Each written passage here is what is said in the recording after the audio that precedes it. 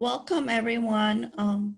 We're happy that you were able to join us. My name is Rosa Villegas. I'm one of the education advisors here at PCC. And I have two other co-workers. If you can please introduce yourselves. Hi, everybody. I am Kathy. I'm also an educational advisor at the International Student Center here at PCC. Welcome. Hello, I'm Sandra Para. I'm the senior clerk at the International Student Center, and we welcome you today. Thank you for being here. Thank you, ladies. Students, if you don't mind introducing yourselves and what major you're studying at PCC. Who wants to go first?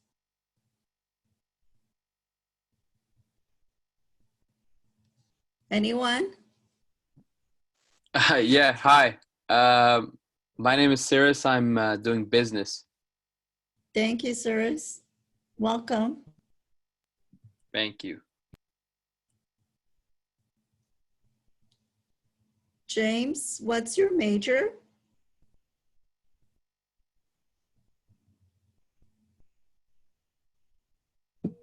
James's major is international business. Are you guys typing it in the chat? If you don't want to speak up, that's also okay. And Sandra can read it out to me. Anyone else wants to share what your major is? Ling? Hi, my name is Ling and my major is business. Business. Wow, we have all business majors here today. And the reason that I asked what your major is because today's workshop is about Curricular Practical Training, CPT, and it's related to your F1 status. So it kind of correlates and CPT has to be linked to your major, and that's why I was asking what your major is so that you can start thinking about it when I'm talking about CPT. So once again, welcome. We are very happy that you were able to join us, and we hope that you gained important information if you're interested in applying for CPT. Are you able to see my screen? Okay. So today we're going to be talking about what is CPT, Curricular Practical Training.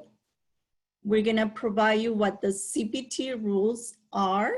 We're also going to be talking about CPT eligibility, as well as how to apply for CPT, which is probably one of the most important topics, so you will be interested if you're interested in applying for CPT. We also have a few resources available, internal and external, that you can utilize during your process of CPT, or once again, if you're interested in applying for CPT. So let's get started. What is CPT?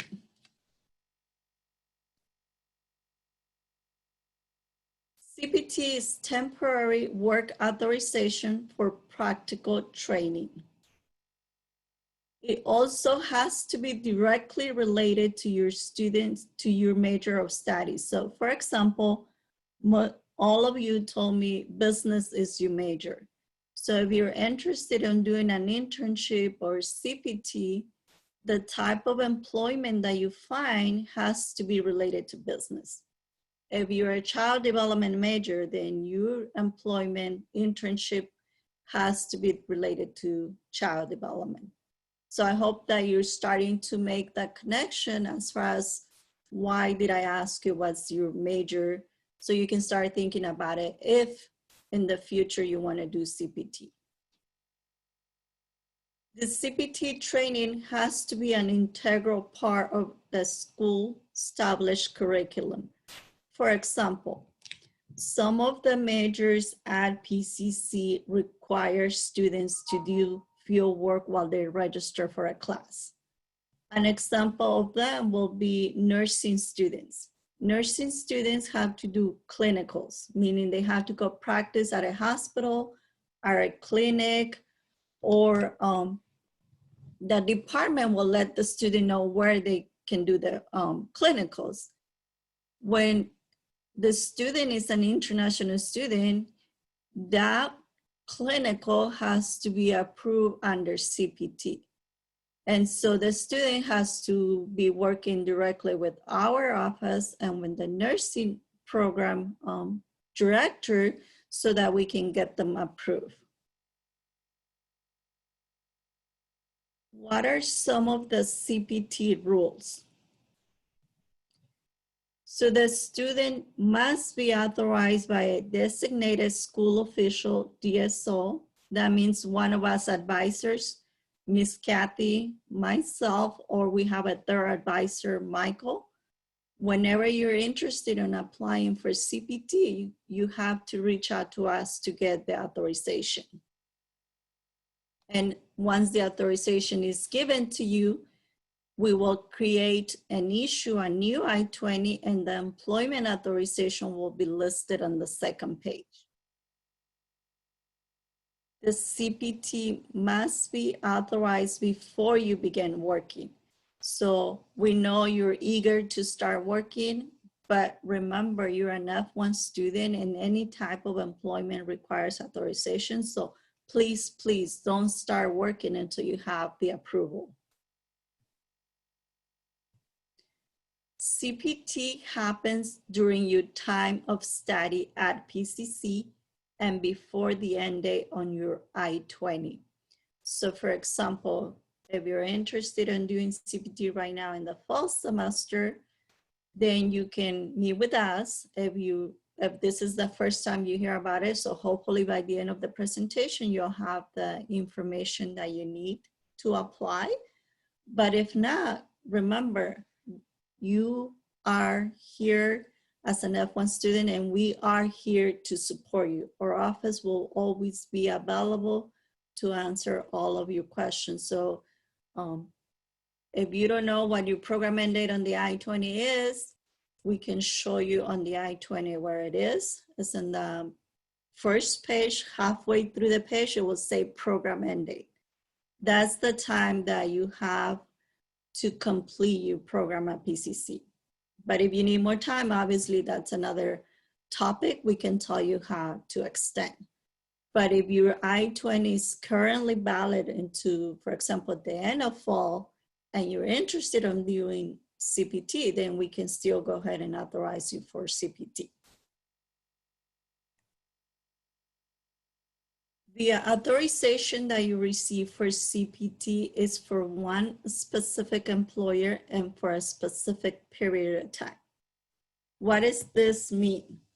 So what it means is that when you tell us, hey, Rosa, I found an internship, I want to apply for CPT. First thing I'm going to ask you is for a job offer letter. Make sure that you do have a job offer. If it meets the requirements for CPT, then I can say, yeah, let's move forward with the process. I will tell you which form to complete.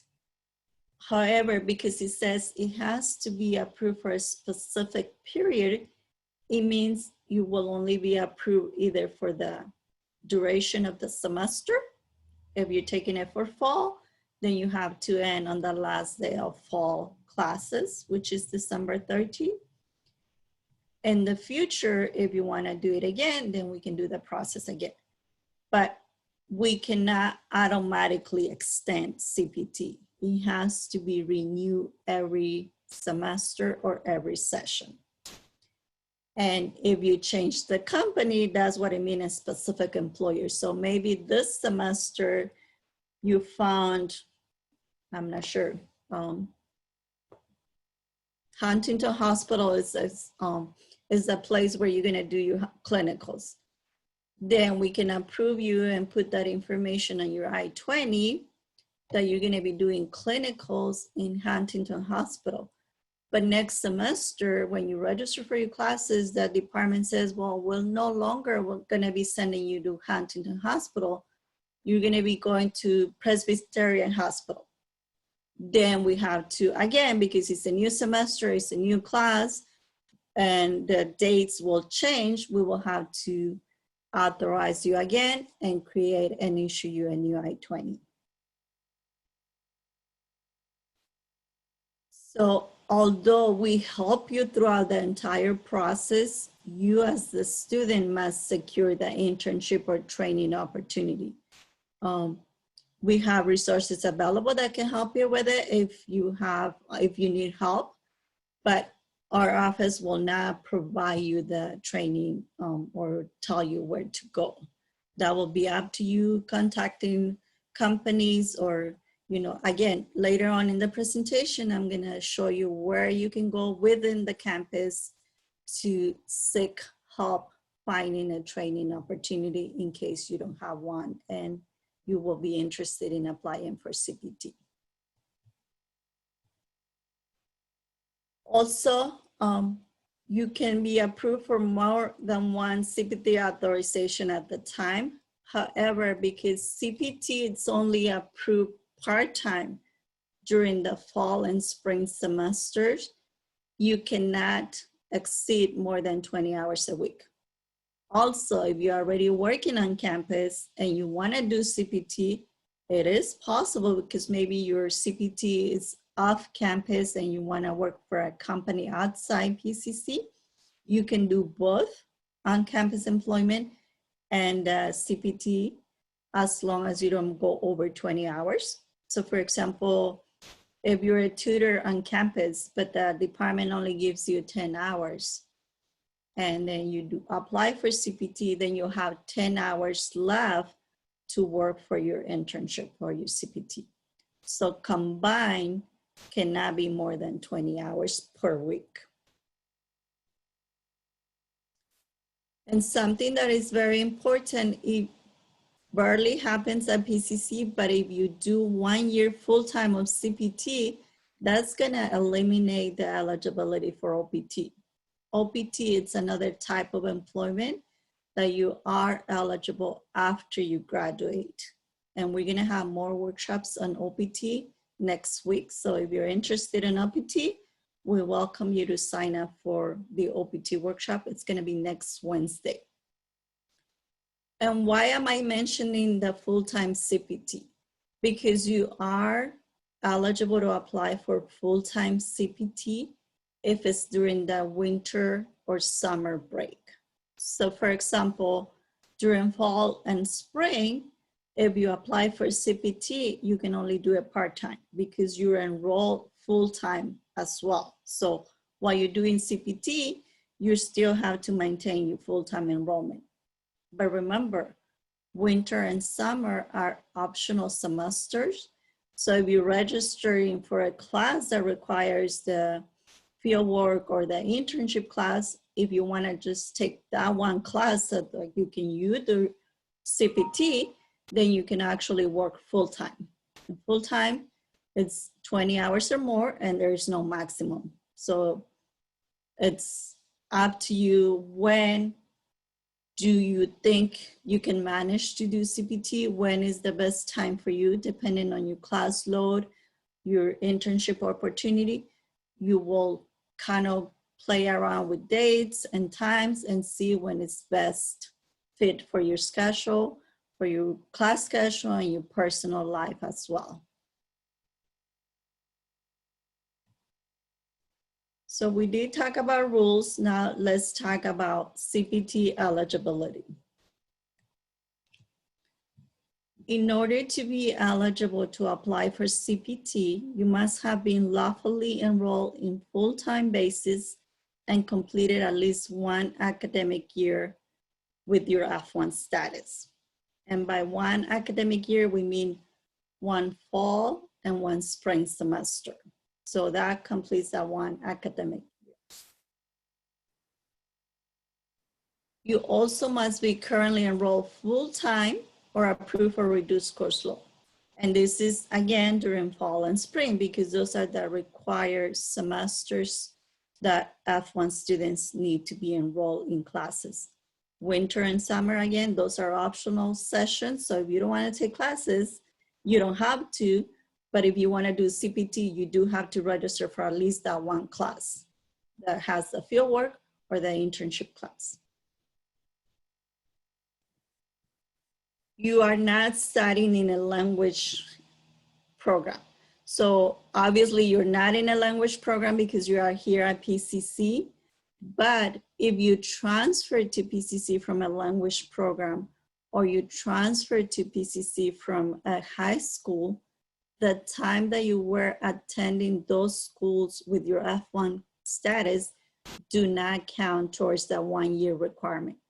Your 1 year requirement is based on higher education, meaning associate, community college, or higher. High school and language programs do not accumulate time towards the 1 year requirement. So we welcome you, but if this is your first semester at PCC and you came to us from a language school or from overseas, which I don't think we have any overseas students, remember you have to complete fall and spring, and then you're eligible to apply for CPT during summer 2021 or fall 2021. As I mentioned earlier, in order to apply for CPT, you have to have secured a training position and have a job offer letter. The job offer letter has to be very specific because we require specific information to enter on your CVS record when we create the CPT I-20. So the job offer letter will have to include your start and end date, if it's paid or unpaid internship, the hours per week that you're gonna be working, the name of the company that you're working for, and the contact information of your immediate supervisor, name, email, and phone number. As long as you have all that information on your job offer letter, it will make it easier and it will not delay the processing of your application. And you'll see why all that information is needed on the job offer letter when I talk about the internship class. So once again, I'm repeating this multiple times because this is very important.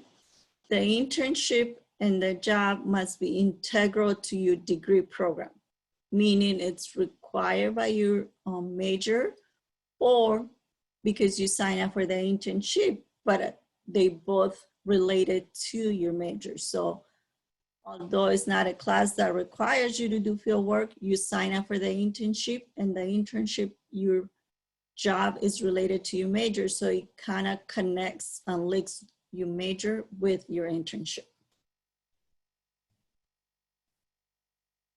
And you are required to be register in a class. Once again, it will be the major class that requires you to do field work or clinicals, or the internship class. Those are your two options. At PCC, we do have a few majors that have field work required. For example, child development, I know of. Clinicals for nursing program, paralegal program. Those are a few that I know of. I know business does not have any classes that require field work. So in that case, you're still eligible, but you will have to sign up for the internship class. If you sign up for an internship class, those units are counted towards your full-time enrollment. So don't think, oh, I have to pay for another class. You do have to register and pay for it, but those units will be counted towards your 12-unit requirement. So if that's something that you are thinking about it.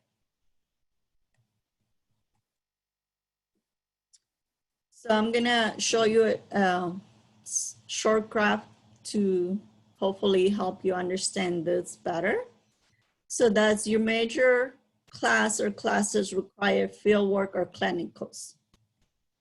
If you answer, it could be yes, or it could be no. If it's yes, you're just gonna register for the class. For example, in the past, we had a child development student who registered for one of his classes for child development. That class clearly stated that he had to do, I forgot how many hours of field work, but he had to do field work. So in that case, when the class itself requires field work, I always recommend students to talk to your teacher and see if the teacher is gonna allow you to do the field work in any place, or if they have a specific place where they're gonna send you to do the field work. In this particular case that I'm explaining, the student was a child development major. The teacher was sending students to do their field work in the Child Development Center at PCC. So they were already assigned a location. So the teacher herself gave the student the job offer letter because she was connecting with the department, and the teacher knew what the requirements of the field work were. So that's the difference, and you'll see based on the internship class.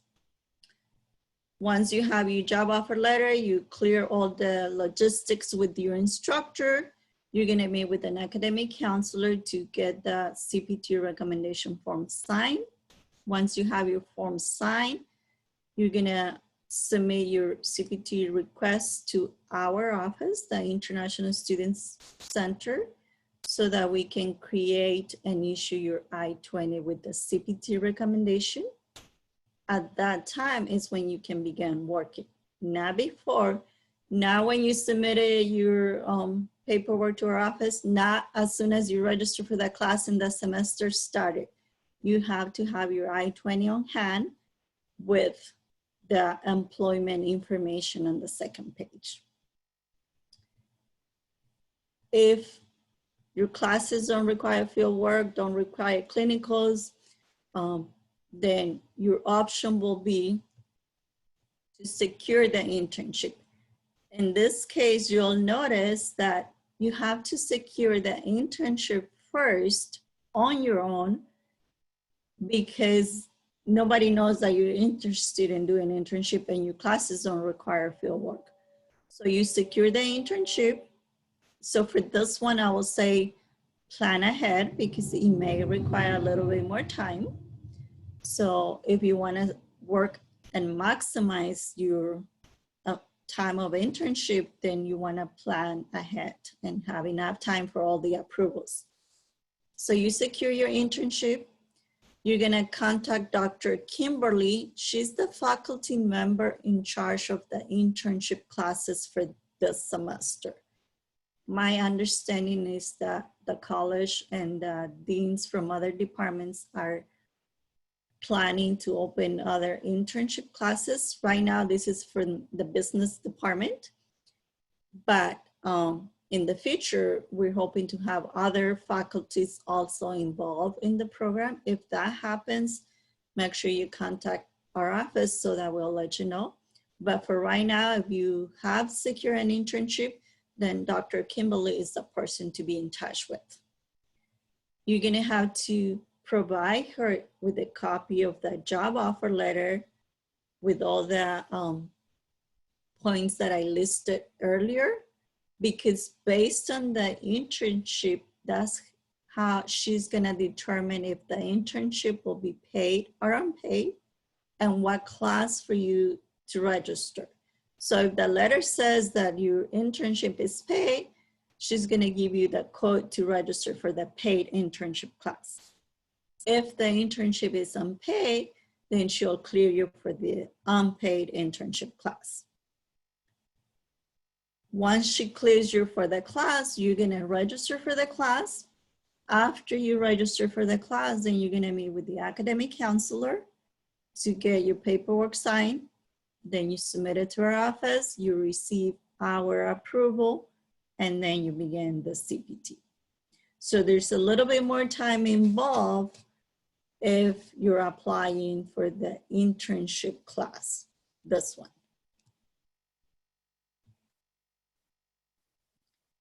So how do you apply?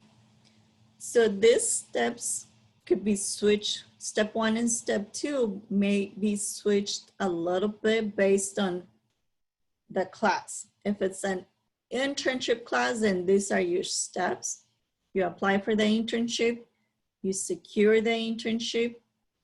If you wanna make an appointment with us first in the International Student Center to show us your letter and make sure it is something that it meets the requirements for CPT, we can look at the letter and we can tell you, yes, go ahead and submit it to Miss Kimberly. She will go ahead and approve you for this. If the letter is missing something, we'll probably tell you, go back to your employer, have them revise the letter and issue the letter again. Because what we want is for you to have a smooth process. So once you give it to the teacher, if it doesn't meet the requirements, then you're gonna have to be communicating with the teacher. But we can help you if it's before that, or you can send it directly to her. If she approves it, then that's fine with us as well. So step 4 says you register for the class, or again, if it's not a major class related, then you're gonna contact Miss Kimberly for the internship class approval. This is her email, and believe it, she's really, really nice and responds to all the emails. So just make sure you give her time, at least a day or two, to respond to her your email, but she's very, very responsible. She's the one that will determine the number of units of the class, and she will clear you for the internship class. Our office cannot clear you. It has to be from her department. So if she approves you, you will be clear to register. You need to add the class as soon as she clears you. And these are currently, for this semester, these are the 2 internship classes that PCC offers. Business 0708, that's the paid internship, and 070B is the unpaid internship. Miss Kimberly will determine which one is the appropriate class for you to register based on your letter. So it all depends on the letter, and the units you can get for internship classes range from 0.5, half a unit, to 6 units. So she has her own method of calculating how many units the class will be based on your letter. But if you have questions as to, let's say she clears you and she says you're gonna register for this class is 2 units, and you have questions about why you only got 2 units or you got 4 units, then she'll be the person to contact about the number of units in question, if you have any questions as to why you got those units. And continuing on with the process, so once you got clear and you register for your class, either for your major field class or your internship class, you meet with the counselor. Make sure you schedule an appointment with the academic counselor. There are the ones that are gonna verify that the class that you're taking, it is for your major, or the internship that you registered, that you already have it on your schedule. So make sure you register for the classes before you meet with the counselor. Once you finish your appointment with the counselor, you're gonna submit your request to our office. We're currently accepting applications and requests via email due to COVID-19. So make sure you send us an email, and I will have the contact information later on. But if the office was to be open, then you can go submit your request in our office in person. We will process your request accordingly. If everything is correct, we will go ahead and create the I-20 and issue the I-20 with the authorization on the second page. And you'll see it, if you have an I-20 with you right now, if you look at the second page, at the top, it says employment. That's where your employment authorization will be listed, either for CPT or OPT. Some of you may need to apply for a social security number because it's a paid internship, or you never have one. If it's a paid internship, you will need a number. The company will ask you for the number. So we will give you an additional letter so that you can go to a social security office and apply for the number. If it's unpaid, you can just go ahead and get started right away, right after we issue the I-20. You don't need a number for it. And then number 10, you begin your internship work. So it may seem like a lot of steps, but if you look at the flow of the steps and you plan accordingly, it shouldn't be any problems. And we can easily get CPT authorized compared to when you're applying for CPT, because OPT process and approval is by a different department outside PCC, so it takes a lot longer. Very important, do not begin work until you have been approved by the International Student Center. Unlawful employment in the eyes of the government is grounds for F1 termination, and we don't want that from you. We don't want that to happen to any of our students. So please, please, please do not begin work until you're approved. Additional notes that I want you to remember are CPT days cannot be backdated. So don't come to our office tomorrow or email us your request tomorrow and say, hey, but I started working last week. When we create the I-20, we cannot use previous dates. So that's why I say it's very important that you plan accordingly and plan ahead. If you want to maximize the time that you're doing CPT, then make sure you plan ahead and allow all the departments time to process your request. Our office can take up to 10 business days during peak periods when we're really busy. We will do your request as quickly and as soon as we can, but sometimes we are really, really busy. Currently, we're all working from home, so that may take a little bit longer. We're still doing our best to process requests as quickly as we can, but do keep in mind that we may take up to 10 business days. That's approximately 2 weeks. So it depends on when you're submitting your request. If it's a low time, we may take only 3 days, 4 days. But then also, because we're working from home, once we create your I-20, we have to mail it to you. So that's an additional 1 or 2 days. So again, please, please plan ahead. After your approval, you're gonna receive an email from our office from one of the advisors that process your request, letting you know that the I-20 is ready. Unfortunately, you cannot come into PCC right now due to COVID-19 to pick up your I-20, but we will send you the instructions on how you can purchase a chip and label so we can mail it to you. So that's why I'm saying that's an additional 1 or 2 days in order for you to receive the I-20.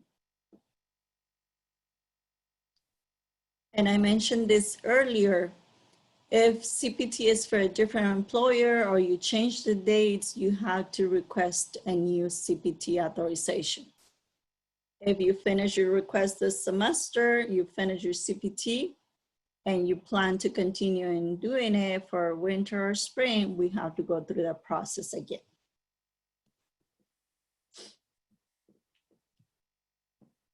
If you have attended our previous employment workshop, I did mention this, the Freeman Career Center. This is the department where you should be seeing the advisors or attending their workshops, because they have a lot of good information regarding employment. For example, if you need to create your resume, they can help you with that. If you already have a company, you contacted them and they say, yeah, we need to see you next Friday for an interview, and you never done an interview and you're scared. Sometimes it's scary to do an interview. I can tell you myself, it is scary and you get nervous. So the Freeman Career Center has workshops on interviewing, and you can also schedule an appointment so they can kind of practice with you what the interview will look like.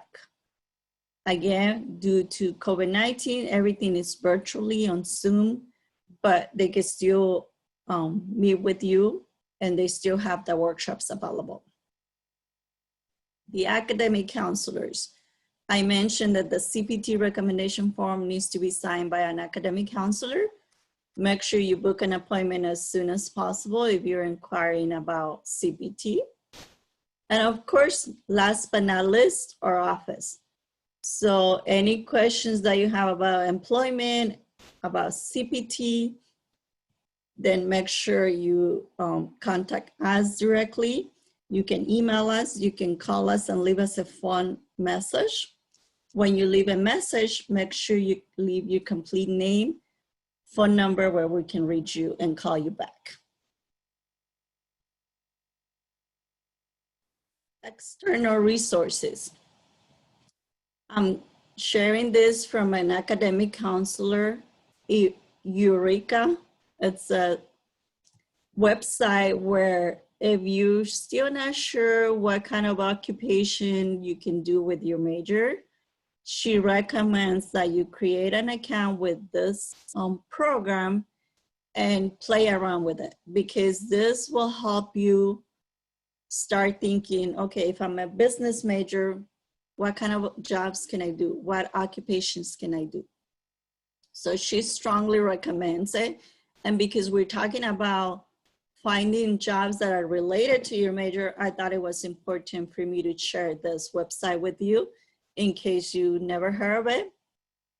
This is, if you visit the Freeman Career Center, they will probably also recommend this website because this is very helpful. Study in the States is the government website that kind of works together with us when we are a school that's approved to issue I-20s and to have international students. So this website, I will really encourage you to, if you have some time, look into it because it has a lot of important information about F1 regulations, about employment, about how maintaining your F1 status, transferring from school to school, as well as U.S. Immigration and Customs Enforcement website. If you visit one of these two websites, make sure it's that .gov link. That way you know it's the official government websites. And let me show you real quickly how those websites look like. So this is Study in the States, and even for myself, I find it very useful because it has information about students. It also has information about schools. So for us specifically, how do we maintain your F1 record? What do we do when you're transferring? So I find them very helpful. For example, if I just type employment, and you want to learn about working in the US.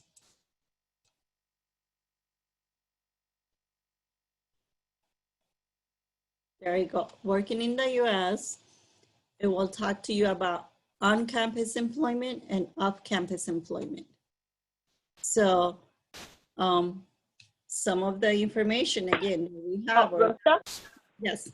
May I interrupt you? Are you showing your web page with the?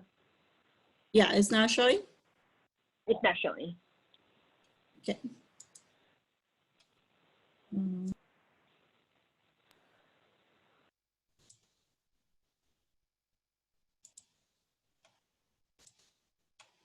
Okay, so are you able to see it now? Okay. So Yes. This is the Study in the States website.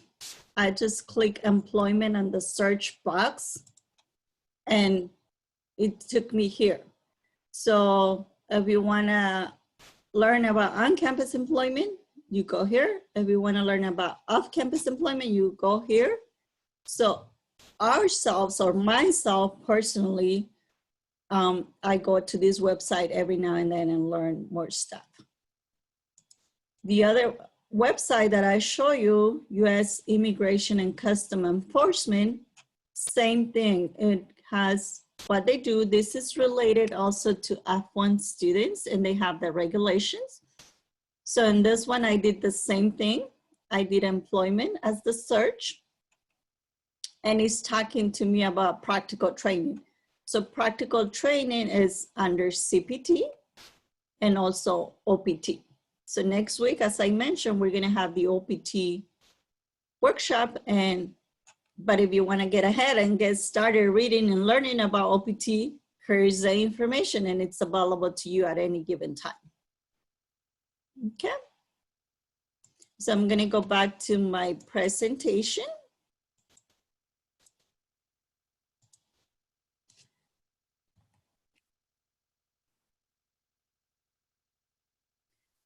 These are common questions that I receive sometimes from students. So my internship is unpaid. Do I still need CPT? Yes. Our office recommend that even if your internship is unpaid, that you get approved. We don't want you to jeopardize your F1 status. So we don't want somebody to see you working at a company and say, hey, you're an international student, you shouldn't be working. Not that you have to answer to anyone else other than the government, because the government can be checking on international students' employment. And if they find you working and you have no approval, even though it's unpaid, it could cause you problems. So that's why our office recommends, even if it's unpaid, you want to do it the proper way. You want to get the authorization. What course should I register for CPT? I mentioned it earlier, in order to do CPT, you have to either be registered for a major related course on your educational plan that requires field work, or for the internship class. And you know how to get clearance for the internship class now because you know who to contact. When can I start working on CPT if I submitted a CPT request? I mentioned this earlier as well. You can start working after you receive your CPT I-20 from the International Student Center advisor and your CPT days have started. So we have many students who are really good and process their requests before the semester starts because they want to start on the first day of the semester. So even though they did the process, we can usually do it a couple of weeks before. If we completed the process, but the start date of employment on the CPT I-20 says August 24th, then that's your first day that you can work. Even though we gave you the I-20 earlier, you will not be able to work until August 24th, whichever day we reported on the I-20, and it usually is tied with the semester date. So if you apply on time and you got your paperwork to us on time, most likely it will have the first day of the semester and the last day of the semester as your end date. If you apply a little bit later, the first day will be whatever day we process. The last day will still be the last day of the semester, in this case, December 13th. So that's why we encourage you to plan ahead in case your internship is a paid internship and you want to start on the first day of the semester, then you can go ahead and submit your paperwork earlier. Can CPT dates be backdated?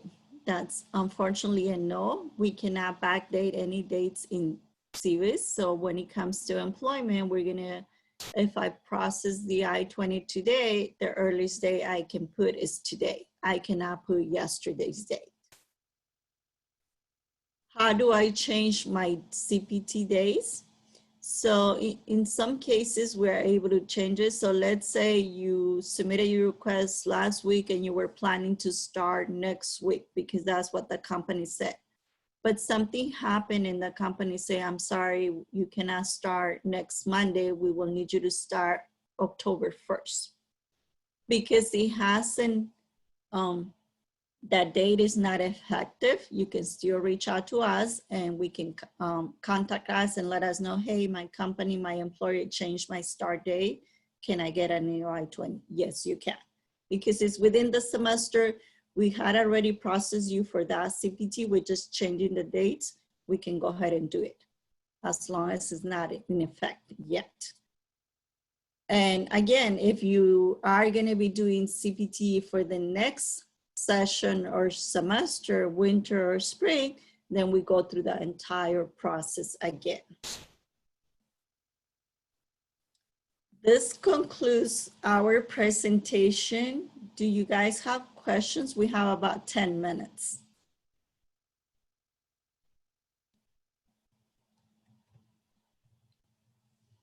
Any questions in the chat box? We don't have any questions, but I would like to ask a question. For example, can my CPT be canceled? So say I got a job offer letter from a company, but then something happened, the company is no longer hiring anybody. So they took my offer back. Now, in that case, am I allowed to cancel my OPT and not be affected? Your CPT? Yes. My CPT, excuse me. CPT, yes. Yes, Aria. I'm sorry. I'm sorry. We definitely encourage students, if there are any changes, make sure you let us know. We can definitely cancel the CPT on the CBIS. If it's already effective and for some reason we don't have the access to cancel, we can put an end date. If it already started, for example, you started yesterday and today your company is saying, no, I'm sorry, we can't continue having you, we can put an end date. If not, if we're not allowed, because I don't remember exactly on CBIS how it looks, to be honest, we will put remarks and we will put the comments. That way we noted that the student fulfill his or her requirement to notify the office of any changes. If we can cancel it, we will definitely cancel it, and we always put remarks and notes to make sure that in the future it does not affect the student. So worst come to worst, it will be the student probably just lose a few days of CPT if we were unable to cancel. Thank you, Ms. Rosa. And so students, again, if you have questions, maybe you don't want to ask them right now, feel free to email us. Miss Kathy is here today. She's one of the advisors / DSO. She can process CPT requests as well as myself. Our third advisor is Michael. And most likely when you submit your request, you're gonna submit it to the ISO. So Miss Sandra is gonna forward that request to us if you don't email it directly to us. But remember, you can email that request directly to us, or if you have questions, we encourage you to book an appointment first. That way you get all your answers. I know sometimes you're shy to ask questions here. Feel free to type it in the chat. We're not saying your name when we're asking and answering the question. But again, we're here to help you and support you through this process. We know internships are, I consider them very helpful because you're getting experience other than just learning in the classroom. So if you plan to work in the future in that major that you're studying right now, if you have that opportunity and you manage to do it, you can fit it on your schedule, then I will encourage you to do it, but it's a personal decision. It's a benefit that you have as an F1 student. It's not a requirement. But if you're ever interested in, feel free to reach out to our office. And if there are no more questions, I think I'm gonna show you our website just to double check and make sure you know where our forms are. Are you guys able to see my screen now? Kathy? No, we're not able to, but I do have another question. Yes. From a student, yes. So a student said, I have a relative who is doing export business. If I want to be employed by him, do I need to apply for CPT? If you want to be employed, the owner of the company has to give you a job offer letter. And in this case, you most likely will need to register for the internship class because you don't have a class that requires field work. So as long as it relates to your major and you can relate it to your major, it sounds to me like yes, then you can probably do the internship under the internship class. Does that answer your question? Okay. So are you able to see the Pasadena website now? Okay. So you guys will probably already seen this webpage because you are here with us and you may submit your application. But if you want to, just a refresher, you go to academics and support, you go to international students,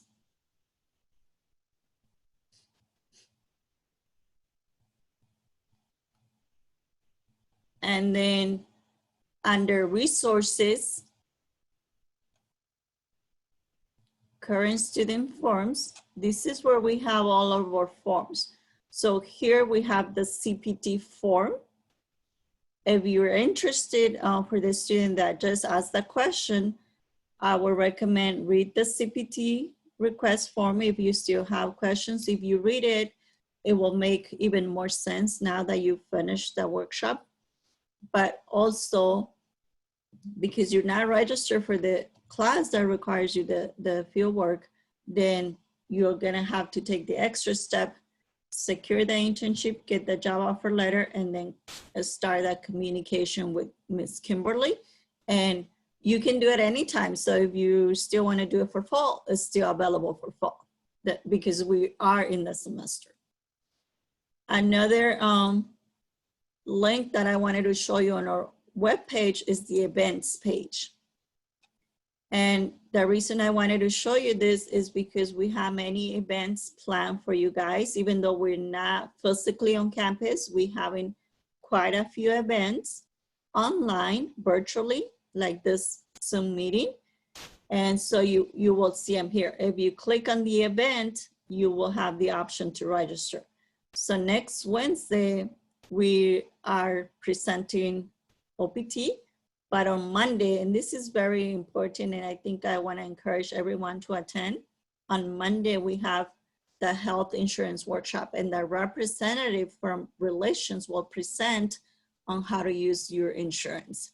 And she's also really awesome about giving you information on what's the best way to use it. But the next workshop that I will be doing with my colleagues is the OPT. It's next Wednesday, and if you click on it, or any of the events, you can just go ahead and register. So make sure you become familiar with our webpage, our resources. That way you'll know how to sign up for events or what events we have. Or if you're interested in something, I'm actually gonna challenge you guys. If you're interested in something that you don't see on our calendar of events, make sure you send us an email and say, hey, I would like for your office to show us how to do this or have an event on this, because we're always looking for ways to, how can we support you better? What can we do to help you succeed at PCC?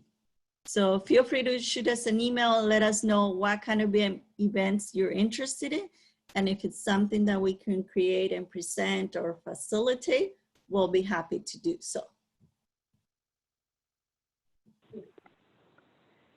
I have